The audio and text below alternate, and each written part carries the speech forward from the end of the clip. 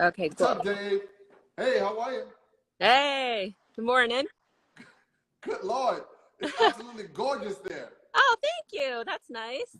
Nice to hear this early. I'm only on my second cup of coffee, so. Um, Iced coffee. I always, even in the dead of winter. Wow. Yep. Wow. Yep. Okay. Okay, first, how's your day? How's it going? Going well. Just kind of woke up a few hours ago, got all my email stuff out of the way, and got the rest of the day to work. So I'm pretty happy about that. All right, cool. Tell us who you are, where you are, and what you do. My name is Alexandra Climent. I am a woodworker and I would say a jungle explorer. A lot of my work is focused on reforesting the rainforest. And currently I am in upstate New York, but I am from New York City and my wood shop is down in New York City. But since the virus, I've been upstate working. It's been a big change. Okay. All right. Yeah, So we're going to start with a series of questions. cool. And we ask everyone these questions. So it's your turn. And after the questions, we'll get into the conversation. Cool. What word or phrase do you overuse? Overuse. I mean, when it's applied to my work or just in life? Nope. These are life questions. Oh, life questions. Okay. I would say, man. I mean, I don't know if I could curse, but I always just say, I just need to get this fucking done, Like, I just need to do it. That's always All what right. I'm saying. What is your least favorite thing to do? Oh, I'm sorry. In woodworking, I would say, Life. like, life. Okay. You can Damn. say answer both. Okay. All right. In life, my least favorite thing to do is probably watch TV. Okay. I can't do it. I hate getting my nails done too. That's a big one. Like I'm very anxious when I get my nails done. Like I don't know how girls can sit there and relax. Like I just want to get it over with. I mean, there's a lot of things I hate. How much time do we have?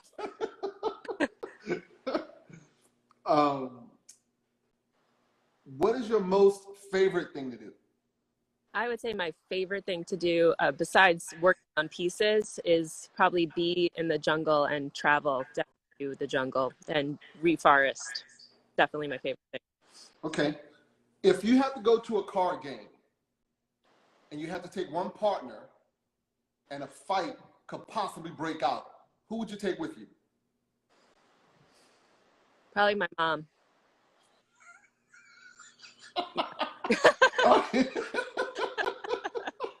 You just have to have people there who have your back, right?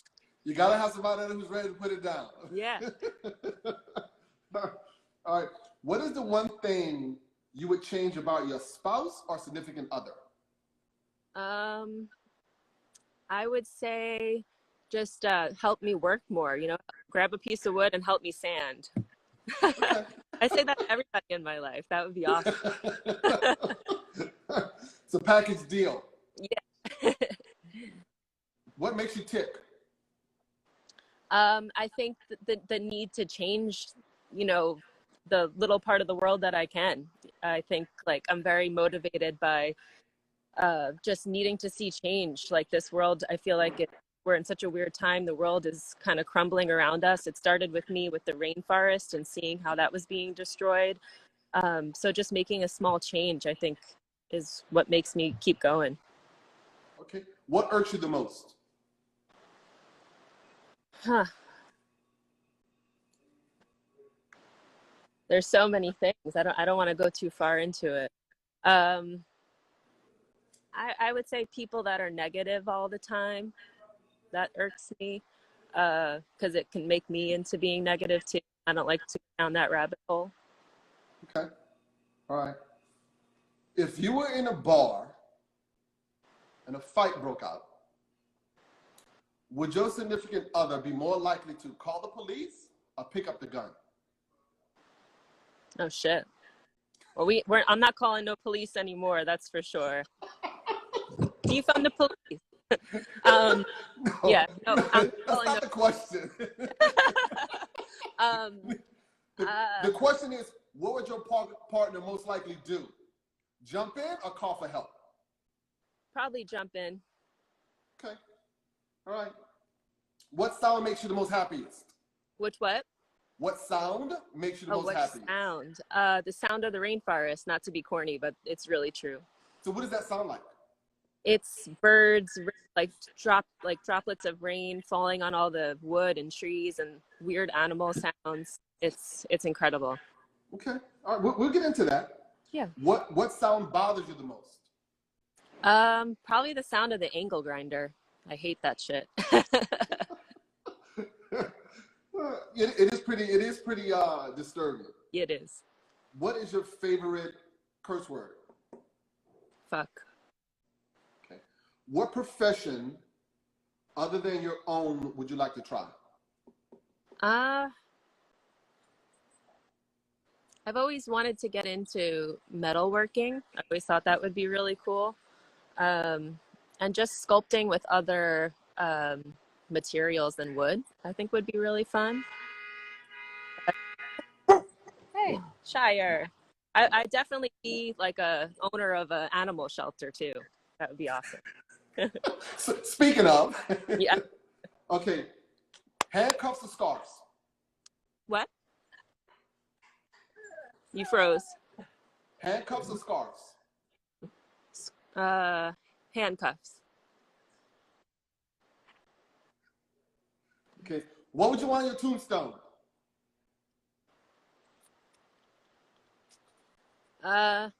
She was a nice girl. All right, cool. Okay, so the conversation.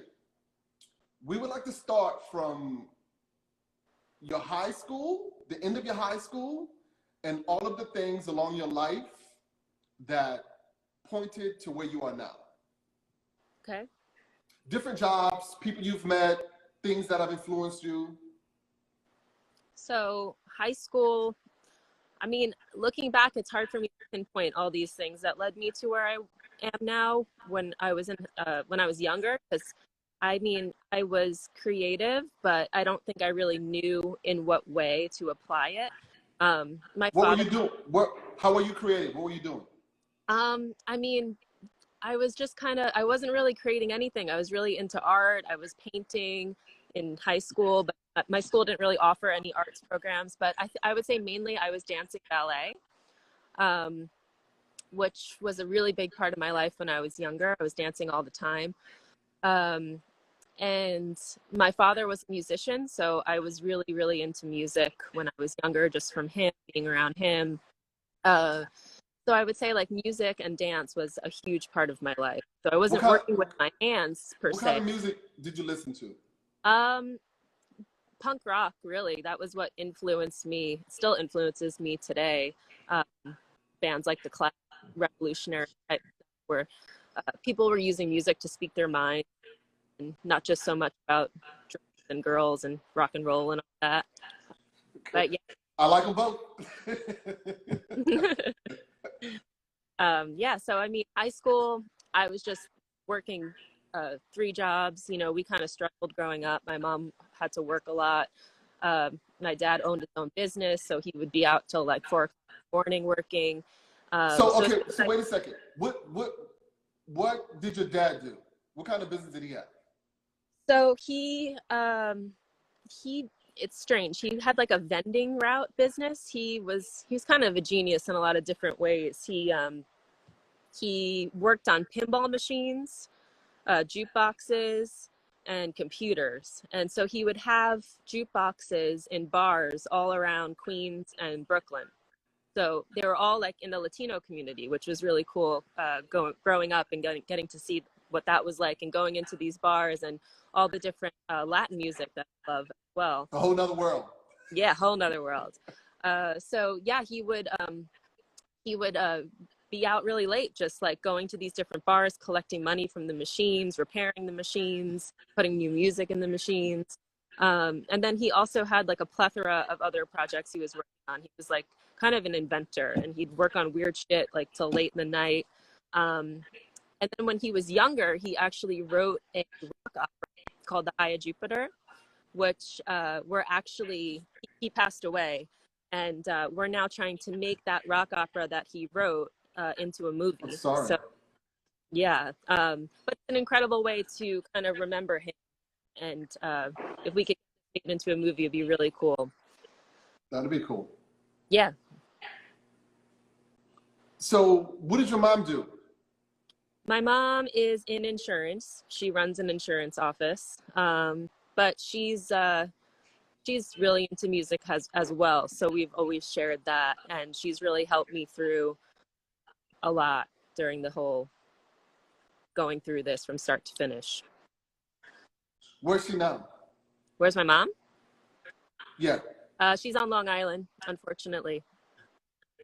Okay. She has to All right. work, you know, but she comes up here, you know, Okay. and, you know, I haven't seen her much since the whole COVID thing. Yeah. Okay, so after high school, then what? College, I went to FIT. Okay. I had zero interest in fashion, but I didn't know what I wanted to do. I had this idea that I wanted to travel the world and show people things from around the world. So I guess it kind of makes sense that I started doing the woodworking because I traveled to get the wood. So yeah, it was like kind of like into global trade and what that could lead to. But I mean, college was super serious. Like my life was super serious then. FIT was in the city. I commuted to school. So I didn't have this like party kind of college life like a lot of other people did. Never experienced that. I worked a full time. Let me tell you, that's quite unfortunate. Yeah, yeah, College I mean, was a blast. when I was in college is when I started the woodworking business. So, or the importing part of it, getting the wood. So yeah, like college was a super serious time for me. It was just working full time. I was working at a construction company as their like accountant, secretary type thing. Going to school full time and then trying to start this wood business. So it was a crazy time for me. How'd that come about? So I would say, I mean, it's a long story, but the construction company that I worked at, it was a marine construction company. So they built like bridges, docks, piers throughout the tri-state area. And I'd be in their office and I do a lot of their office work. It was honestly super boring. And when I started hearing about this wood that they were using to build these bridges, docks, and piers, I became super interested because I would see the bids for these jobs, and the wood was so expensive. It was like, what the hell is this wood that they need? You know, why are they paying so much for it? Why is only one person selling it in the States? Like there was only one supplier. So long story short, I kind of just got myself so interested, figured out where the wood came from South America, found out why it was used in the water because of how dense it was, how durable. And then I said to the owner, who was super cool with this, I was like, what if I go get the wood? You know, what if we go down there and buy this wood ourselves and I could sell it to you and you could, you know, cut out the middleman and not pay all this money. So that's kind of how it started. They were interested and obviously like we're totally down. So me and the owner ended up booking a trip to South America and going to try to find this wood. Okay, so how did you know who to contact? Oh my God, it took like a year to figure out where anything was. I mean, I found out that this came mostly from Guyana, Suriname area. And I just looked it up online and there was so little information. And I kind of just took a gamble by booking a flight eventually. You know, I contacted a few people that were apparently wood suppliers, but when I got down there, they didn't exist. So it was kind of like, go down to this new country and try to find this stuff. And I just had to wing it. How'd that go? It's another long story, but it was That's why we're here. No, I know. It's just a whole lifetime worth of, like, it's crazy what happened to even think about it and relive it. I mean, it was a positive thing because I obviously got a lot of wood, but I would say I kind of changed my mind when I went down there. I fell in love with how beautiful the wood was, and I no longer was like really interested in importing for construction purposes. I'm with you. Your screen's a little. Oh, is Yeah, that better? Better? Yeah. You sure? Yes. Okay. Better. So when I went down there, I was supposed to go see a bunch of these suppliers that I had found online. A lot of them didn't exist. I got a driver who agreed to kind of take me around and introduce me to some companies that was selling wood. But like I said, I started to just see how beautiful this wood was. And I was thinking, like, how can I show this wood to people without destroying the rainforest or being part of that destruction? And long story short, I started talking to all these local people who were so happy that I was so interested in what this wood was, because this is what they grew up around. And they jungle had either already fallen or came from stumps of trees that were already cut. So that's how that all started.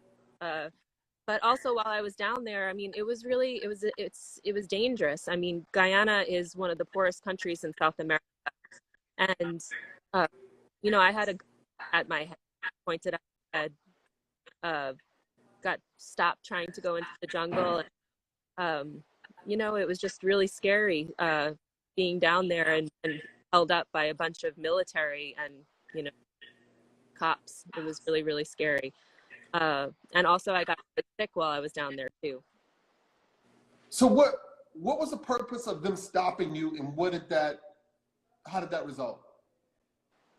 I still don't know how it got resolved, but they kind of held us up for a while. I think they were searching the car or trying to get money or something like that.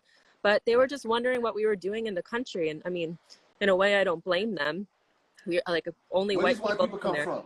But yeah, I know exactly. I was like, what's this white girl who, I mean, I was 19 or 20, 21 or something like that at the time. So yeah, it's like, what is this girl doing down here? Tarzan. Yeah. But I think also I may have stumbled upon like some spot where they were doing some drug trade, maybe pulling some drugs out of. So I was just probably in the wrong place, and it went on for a really long time. You know, there was like a couple guys with machine guns, and one guy, he had like a Versace belt, and he had like the handgun, and you know, it was scary. It was definitely scary, but I don't know why they let us go. I still don't know to this day. Okay. Yeah. So, I mean, I could keep going on all that, but it went well, I guess, in the end, but it was a trip for sure. So, okay, at this time, were you developing relationships? Yeah. I mean, I just see my mom down there hearing that story. She's like, oh my God. What's up, Mom? Hi, Mom. The biggest compliment earlier, FYI. Oh, yeah? when you said I that didn't she's the one that you want to oh, go you to battle heard with. Me. Oh yeah, so contacts. I mean, yeah, the whole time down there developed a bunch of connections with people. One guy who was super excited about getting this whole sustainable wood, who once I flew back to New York, I was able to develop these relationships with these people that I trusted, that were able to help me find this wood that was already fallen down.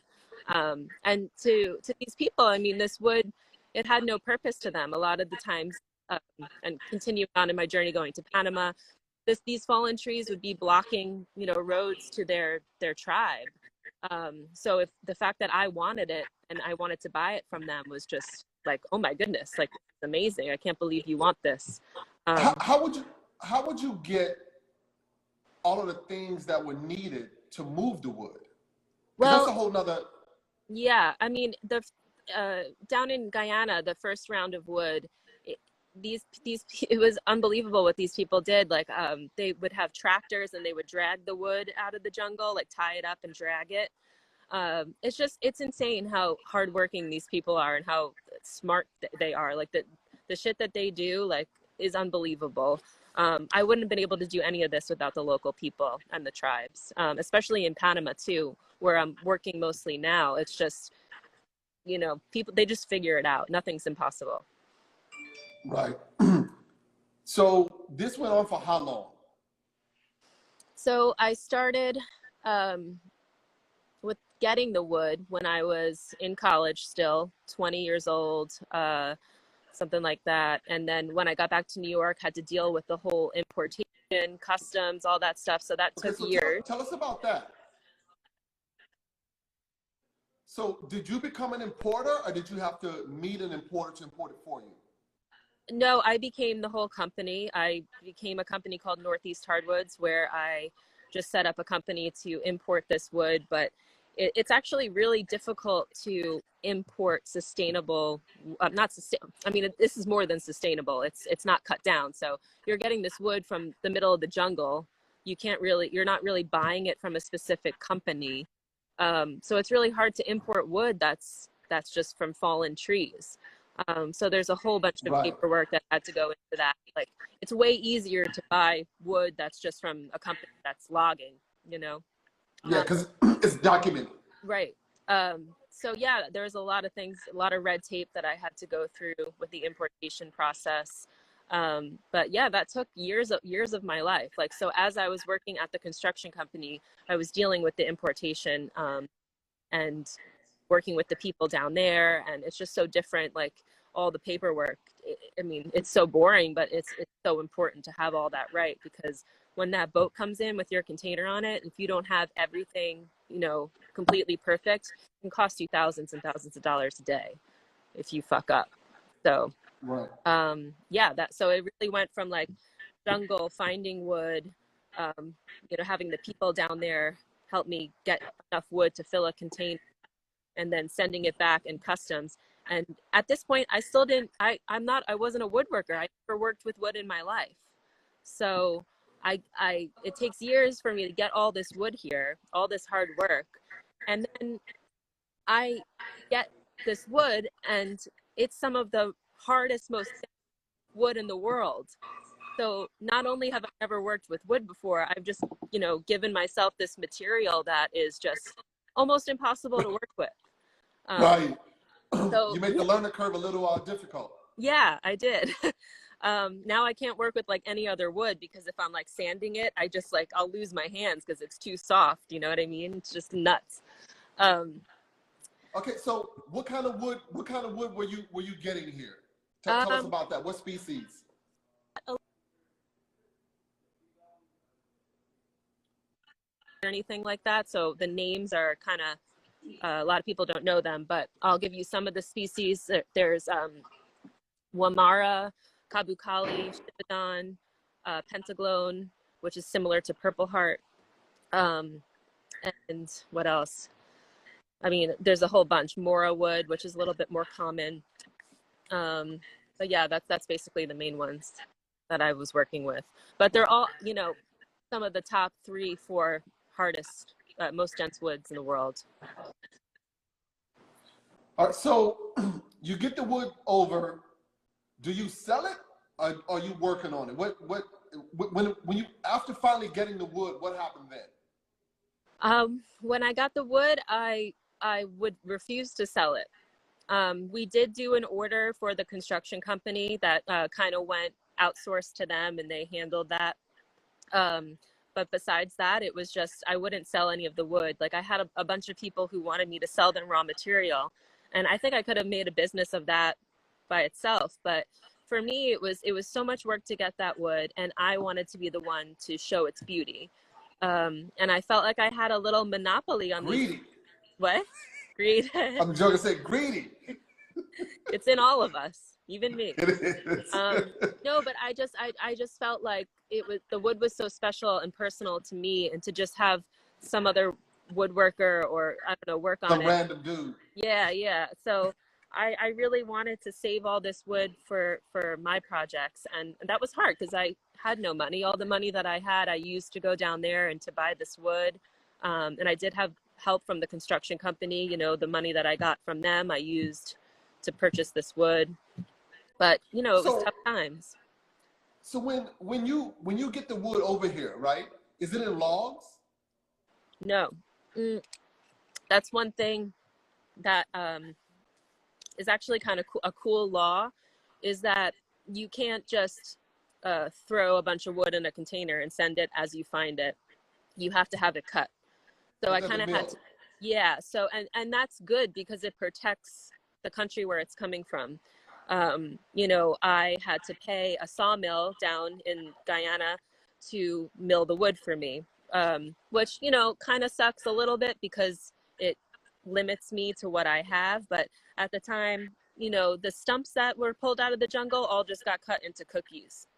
And then some other wood was cut into slabs. So slabs and cookies is basically what I'm dealing with. Okay. Yeah. All right. Now, do you currently have an inventory of that? How many containers have you gotten over so far? Um, Now it's been three full containers. That's a Um, lot of wood. a lot of wood. So yes, I have 20 footers or 40 footers? 20. 20. Yeah. Otherwise, I don't even know where I'd store that. Right. Where do you But store it now? it's on Long Island right now. Um, and the plan is to get it upstate soon. But it's so difficult to move. I had to move it out of its original storage yard like a year ago, 2 years ago now, and I had to have like 10 friends help me. I mean, the wood's just so heavy. So there's a whole bunch of slabs, a whole bunch of rounds. Each of the rounds, you know, I guess like between 22 and 30-foot diameter, and they weigh like 150 pounds each. So Wait, 30 inches, not 30 feet. 30 inches. Did I say Yeah. feet? More coffee. It's being clear. So what's your longest slab in storage? All the slabs are about 16 feet long. It's pretty nice. That's what fits in the container. Yeah, so it's pretty cool. But right now, I'm not happy with the way they're stored because I just need more space. You know, like I can't access the wood. It's kind of like all in a rectangle space, and in order to pull out slabs, I have to take one off and look at it. So Tell me about it. pain in As the ass. somebody Yeah, artist. you know. Okay, so how did it become a woodworking business? I would say I was working another job when all this wood came here. You know, I wasn't ready to just start making shit and selling it. I didn't really know how. So it kind of took years of like having a full-time boring job and then doing this at night. And then I just started making designs, and I got a decent following on social media, which really helped. I got a few articles written about me, and that brought in some interior designers, architects, private clients. That kind of got the ball rolling for me. Um, and when I felt comfortable enough, I was able to quit that full-time job and make this a full-time business. How long ago did you do that? Probably 5 years ago at this point. Wow. Yeah. So Was that scary? so scary. I mean, it's still kind of scary thinking about it. Like not having a paycheck every week is still something I'm not totally comfortable with, because you know I get commissioned a project and I get paid a big amount, and then that might be it for the whole year. You know, you never know. Um, Right. so yeah, it was definitely. Do Sorry. do you often think about your father being an entrepreneur and now you doing this? Definitely. I think that's very much tied in. Um, you know, the same thing with him working all these late nights and just trying to invent things and new ways to do things, like very much like that. Um, Actually, a lot, I don't know if I probably didn't mention it, but a lot of the characters from his rock opera that he wrote, which was about outer space, is named after my pieces. The Invictus Bowl, the Trail Bowl, things like that. I'm always very inspired by him. And my series called Music Through Time, which includes the guitar stand, the sheet music stand, and my new piece, which I haven't told anybody about, but it's going to be a record play. It's all inspired by Very nice. music. Yeah. So I never was able to be a musician. I never, you know, I tried to play piano, I tried to play guitar, and it just was never like him. I just didn't have it. So it's kind of cool to say that I've been able to make music through time, these pieces that hold the music, you know, they hold the instrument. And maybe that could be like my contribution to music. Absolutely. On the music and your dad, the movie thing, Mind Over Mike said, let me know if you need help with that movie. Sounds dope. Oh, cool. Yeah, let's do it. Send me a DM. Yeah. So how did you get upstate? In a car. I moved upstate in October. I didn't have an apartment anymore in the city, and I was spending a lot of time here. You like taking risks, huh? Shire, barking at chipmunks. And I just really fell in love with how beautiful it was, and I was trying to get an apartment in the city at the same time again, and everything was just so expensive. And then I was just kind of thinking, like, then COVID happened and I was stuck up here anyway. And I was like, well, if there's more space up here and I can make this work, like, why not try to find a space for my shop up here? And that's what I'm been working on. So where are you? I'm in Barryville in Sullivan County. So. Okay.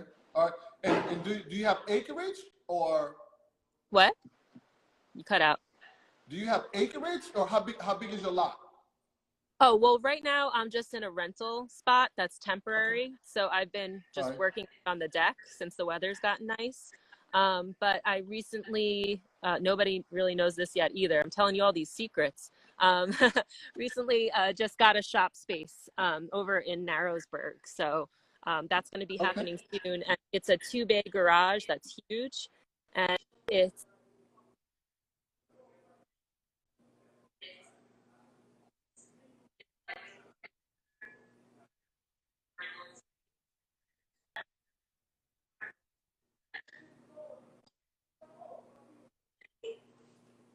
right. Your screen's frozen a little bit. Oh, sorry. This is what happens when you're in the woods. So what is your plan to move? Like getting all my wood up here. Yeah. I would say I don't know. I have to get a big truck, somebody with a big truck to help me get all my stuff from Long Island and move the material up here. I'll probably still keep my wood shop in the city as well, and for some time, and have both. But yeah, I got to find somebody with a big flatbed truck and hire a bunch of strong people. So if you know anybody, let me know. Listen, just here, have a moving party. Yeah. That's what you should do. And you should probably rent, not a flatbed. You should probably rent at Ryder like a big 26-footer with a lift gate. Yeah. That's what I do. Yeah. So you rent a Ryder with a lift gate, have a party, have everyone start there in the morning, load it up 2 or 3 hours, drive there, unload it, and bring them back. That sounds good. I won't have any friends after that, though. Bring some alcohol. Yeah, that always helps. Always. So, do you have a date on the move, or this is still kind of up in the air? The place was just purchased, so okay. Just waiting for all that paperwork to go through. What about machines? Yeah, that's a good question. I have some shared machines down in the city in the shop, but I do share them with another woodworker, so I'm probably gonna have to get a whole bunch of new machines. I mean, I have a lot of my power tools up here now. I definitely have some stuff in the city that I'll bring up here, but I'm in the market for a big table saw. I need a new bandsaw, all that stuff. But I figured, I'll slowly accumulate all that stuff. Right. Yeah. When you come up to my yard, maybe I got a machine I can donate. Oh, that'd be nice. I can make you something in exchange. Make that money. You're good. I appreciate it. Seeing you grow is more important to me than you making me something. That's cool. That's should have a piece. That's on a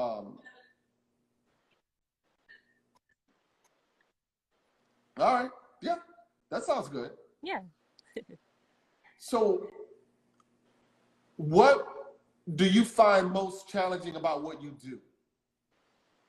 I would say sometimes doing it alone is really challenging.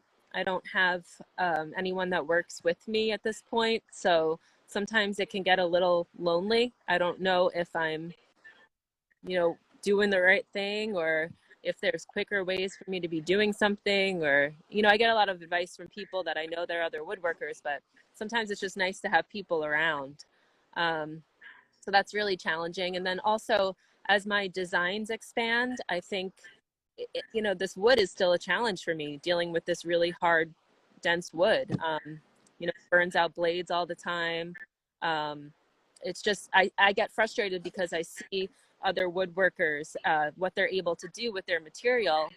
And I feel like I can't do the same thing. And I feel like, oh, maybe I'm not as good, but I have to remind myself what I'm working with. So that could be definitely challenging. And then also, like we were talking about the other day, just like promoting yourself and getting the word out there about your work is also difficult. Like, it's a whole nother world. Like dealing with PR. I'm not good at promoting myself, it's uncomfortable to me. I want people to buy my work who want to buy my work and who love it and know the story. But business is not that simple, Yeah, let me tell you, right? For someone who used to have a problem on the other side of the camera, Mm-hmm. you got to do what works. True. Period. It's true. There are some people who are going to buy your work because they think you're a pretty girl. Don't worry about that. Sell that work, get that money, and keep it moving. Yeah. Some people are going to buy your work because you import it. There are all different kinds of reasons that people are going to purchase from you, and you may never ever know. Yeah, you know what? You don't always need to know. It's true. You just want to make that sell. It's true. It's true. But sometimes it's like, especially with social media, it's like, I can't sell my soul sometimes, it'd be easy to work with some of these brands and do promotions and shit like that. But, what does that really mean? All these things, I don't know. It's confusing to me. So right now I'm just trying to keep it to people that I like and that I feel a connection to. But, sometimes you need the money too. It's confusing. Yeah, it's not confusing. Mama got to eat. You're not wrong. I have too much pride when it comes to that, I think. Right. It's not confusing at all because at the end of the month, everybody's got to pay. It's true. It's true. We got to live. We got to live. So, do you have a network? Okay, like DIY Huntress, MJ, Tomorrow's Driven Customs. Do you know those girls? I know Sam, DIY Huntress. Yeah. I know Sam. some of the people. Yeah, for sure. And through Carhartt too. Okay, cool. Because they got like a crew. Yeah. Yeah. I mean, all those, I just sometimes feel like I'm not really like DIY, so DIY, like they're great at connecting, but I'm kind of in like this weird middle ground. Yeah. It's when I was doing this, I was torn about that too, but we're all in the same community. Yeah. And those ladies are tight. They're super tight. And what you need is that bond. It may not necessarily be the same thing, but the sisterhood is what you want most. Yeah, Yep. absolutely. One bakes Absolutely. bread, the other bakes cake. Right. No, it's true. So, It's true. I mean, that's kind of, I found a bunch of different communities on Instagram. I'm part of like a female design council, which is a really great group of girls who are all designers in the city. And I mean, it's just been great to be able to collaborate and see what they're doing and be inspired by their designs and things like that. But yeah, you're right. It's all about community. Through Carhartt, the ambassadors, the people who represent them, the girls that they have, some of the coolest girls I know, you know. okay. So you have a sponsor, Carhartt. How did that come about? How did that work? They found me on Instagram, and you know, they were just. I mean, obviously, I've looked up to Carhartt my whole life, especially working at the construction company, seeing the guys out on the jobs wearing Carhartt, Good and stuff. you know, it's what you wear. It's for working class people, and I love that. So when they found me and kind of took me on, it was a dream come true to work for them. I mean, they're such a cool brand that really supports you know, what I do and what some other amazing people do, support people like us, you know what I mean, working people. um so yeah. So Sorry. when they reached out, what did they ask of you? We send you clothes, you wear them. They didn't ask anything, which is awesome, you know, like yeah, like if they're cool, like if they send you clothes, they don't say like you have to wear these or anything. They just you know, if you wear it, cool, that's what we want cool people like you wearing our shit. So they're really low maintenance, and they believe they understand what it's like to be a creative, and they just get it. And the community that they've built, the Carhartt family that we have, I'm so grateful for them. I've just met some of the coolest people in the world. Okay. Yeah. Where's the furthest place you've traveled to get wood? South America, Guyana. Guyana. Hmm. All right. And what's the longest amount of time you've stayed there? In Guyana, not long. I'd be in and out, but in Panama, I spent months at a time in Panama. So why months in Panama and no time in Guyana? Well, I mean, there was still time in Guyana, but it was pretty unsafe for me at the time to be in Guyana. So I You kind of said had to that. get in and out. And when I found Panama 6 or 7 years ago at this point, I was able to meet families down there that they've become my family and really kind of helped me on this journey. So I have friends down there who have an organic farm, and you know, I've been planting trees down there, reforesting. So these trips that I go on in Panama are really about reforestation. So going deep, deep, deep into the jungle to find trees that are disappearing, species of trees that are almost gone in Panama. So you have to go to these really deep spots, find the seeds, and then bring them back, plant them on the farm, which is protected land.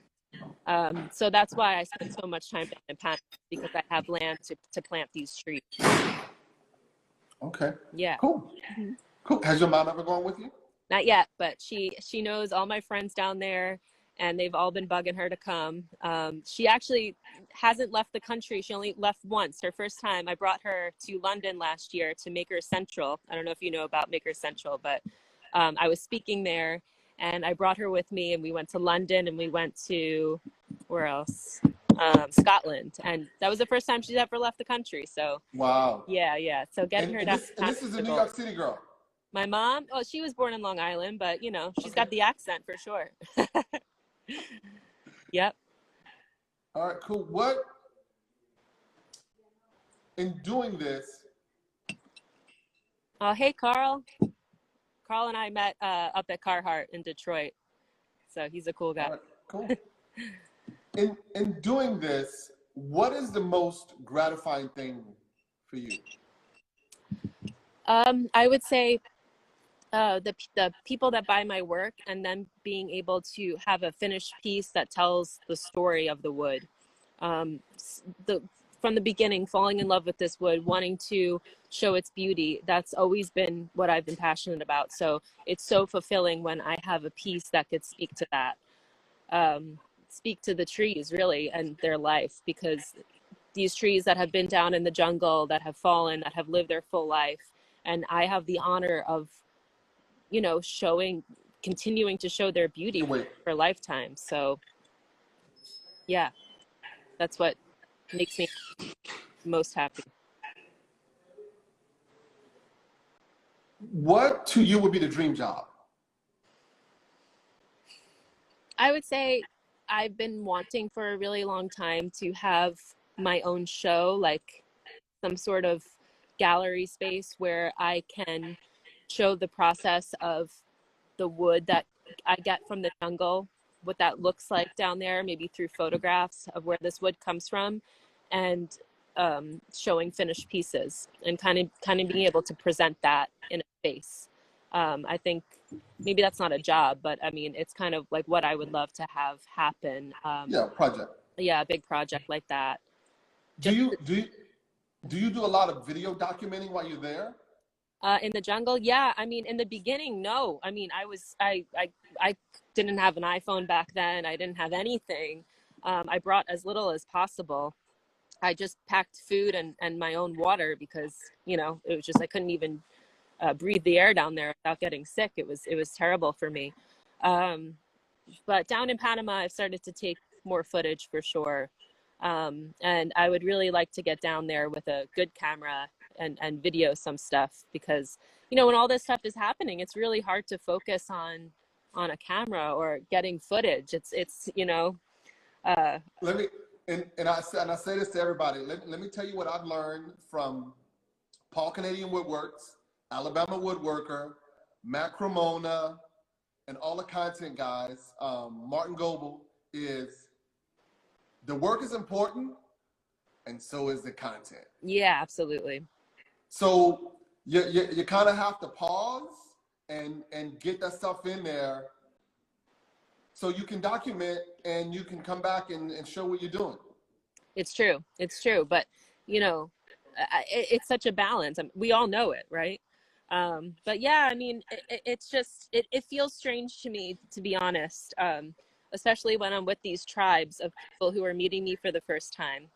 And I'm relying on them to help me, you know, find seeds, find wood. Last time I was in the jungle in Darien, we went on this crazy sailing trip to get to this spot and go deep into the jungle, meet these tribes of people, and sometimes it's uncomfortable to film them. You know, it feels That is true. disrespectful. Yeah, I'm with Um, that. and you know, I had posted, I think like a live video, IGTV, whatever, of them cutting some of the wood that we had found with the chainsaw.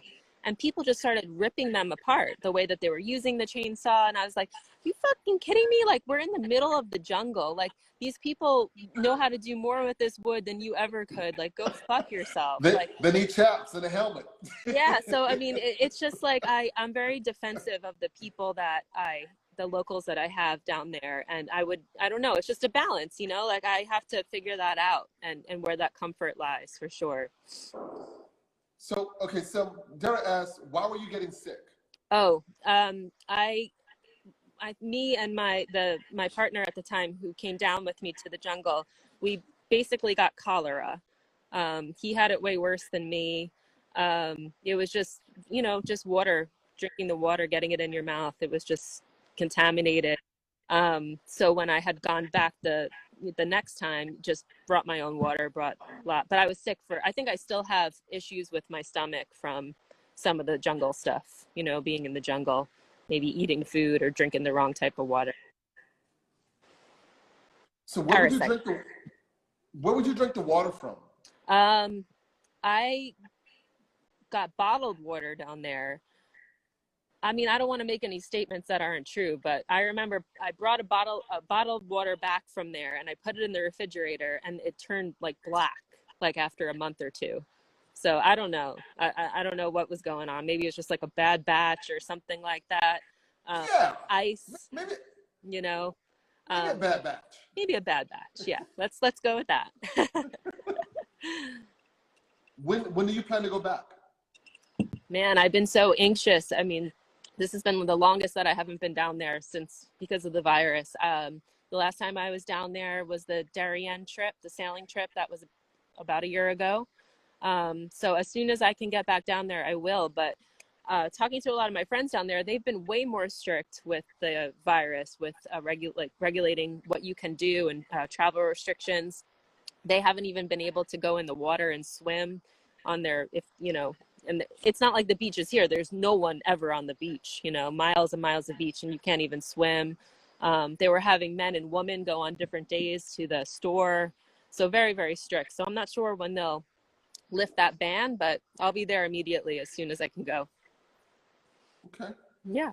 All right. If anyone has any questions, they can ask. We got about 7 minutes. Cool. Is there anything you want to share? Well, I mean, I told you 2 secrets already. I'm getting a wood shop up here. Congrats. Yeah, so my third piece for the Music Through Time series is going to be a record player, which I'm working on now. So I'm carving a new shell. The shell is actually a shell that I found on my last trip to Panama in the jungle. So I'll be kind of revealing that design soon. But yeah, I mean, other than that, I just hope everybody, you know, if anybody has any questions, you can reach out to me directly too. Nothing makes me feel better than sharing the story and trying to help inspire other people. So cool. Darby Woodwork, what's your favorite book? Ooh, I'm reading a really good one now. Well, my favorite book is Master and the Margarita. It's a Russian novel. Highly recommend it. And someone just said hello from Russia. Oh, hi. And anything by Wade Davis, who's someone that writes a lot about the jungle, if you're interested in any of that stuff. I'm a big reader, so I can go on forever. Right now I'm reading The Shock Doctrine by Naomi Klein, which is about capitalism, really, and how they've instilled that upon countries in South America. And yeah, I have a lot of book recommendations, so hit me up if you need them. All right. Well, we thank you very much for coming on. Yeah. Much appreciated. Inspiring story, and keep up the hard work. Thank you. So nice talking to you. Can't wait to see you in person. Yes. I'm on the way. I'm off of the Tappan Zee Bridge, 287, exit 4. So I'm like 5 minutes off the Tappan Zee Bridge. So whenever you coming back, just give me a shout and I'll meet you at the yard. I will. That sounds awesome. Let's plan on it. Thank you very much. All right. Bye. Have a great day. You too.